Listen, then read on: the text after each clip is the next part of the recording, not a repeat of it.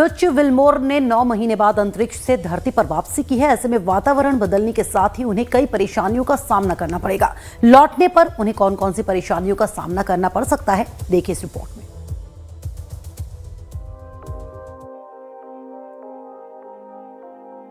कल्पना कीजिए कि आपको अंतरिक्ष में हफ्ते भर के लिए भेजा जाए और आपको शून्य गुरुत्वाकर्षण में 9 महीने तक रुकना पड़ जाए। जब इस कल्पना से ही सिहरन पैदा हो तो सुनीता विलियम्स और बुच विल्मोर का क्या हुआ होगा।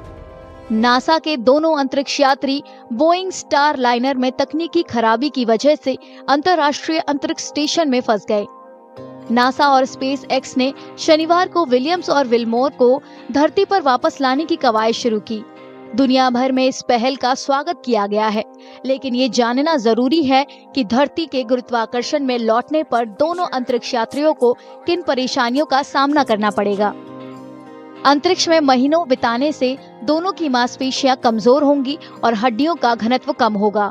इसका असर दिल पर भी पड़ता है, लिहाजा उनके शरीर को धरती के वातावरण के प्रति अनुकूल करना होगा। First of all, staying in space itself is not easy. Imagine if you have a 1,000 square feet or 2,000 square feet house in which you are locked up for 9 months with 3 or 4 people. So emotionally it is very draining.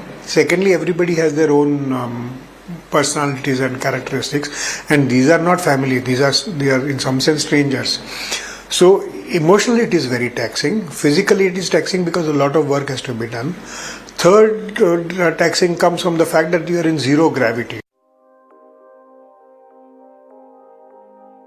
पहले अंतरिक्ष में जाने वालों ने चलने में परेशानी, आंखों की रोशनी कम होने, चक्कर आने के अलावा बेबी फीट की शिकायत की है। बेबी फीट में तलवे का मोटा हिस्सा खत्म हो जाता है और वो नवजातों की तरह मुलायम हो जाता है। जानकारों का कहना है कि शून्य गुरुत्वाकर्षण में हड्डियों का घनत्व कम हो जाता है, जिससे उनके टूटने का खतरा बढ़ जाता है।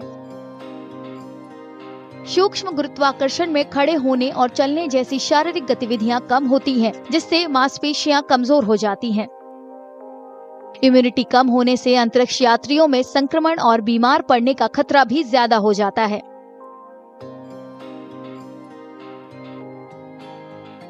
When you stay long enough in space, you are facing microgravity all the time. Because your International Space Station is going around the Earth. When you are inside it, you are also moving with it. So you are in a state of weightlessness.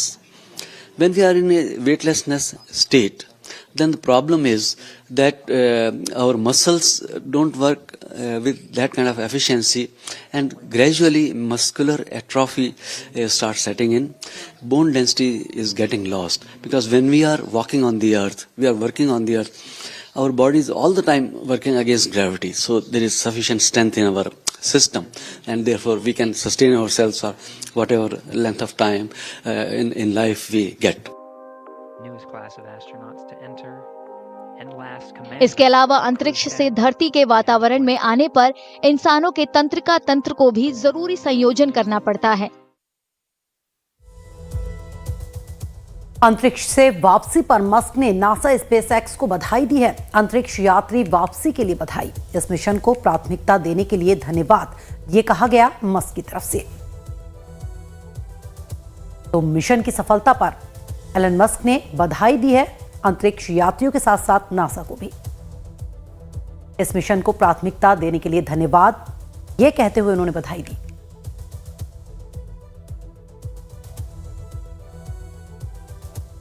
अंतरिक्ष यात्री वापसी के लिए Elon Musk की तरफ से बधाई दी गई। आज जो सफल लैंडिंग हुई है सुनीता विलियम्स और बुच विल्मोर की।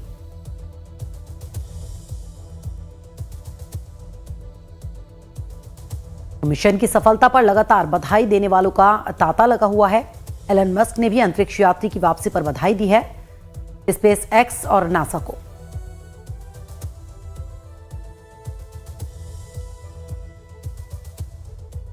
सुनीता विलियम्स धरती पर वापस लौट आई हैं। इसके लिए भारत में भी जगह जगह पर उनकी सुरक्षा के लिए कामनाएं की गई। प्रयागराज में सुनीता विलियम्स की सुरक्षित वापसी के लिए विशेष आरती की गई थी।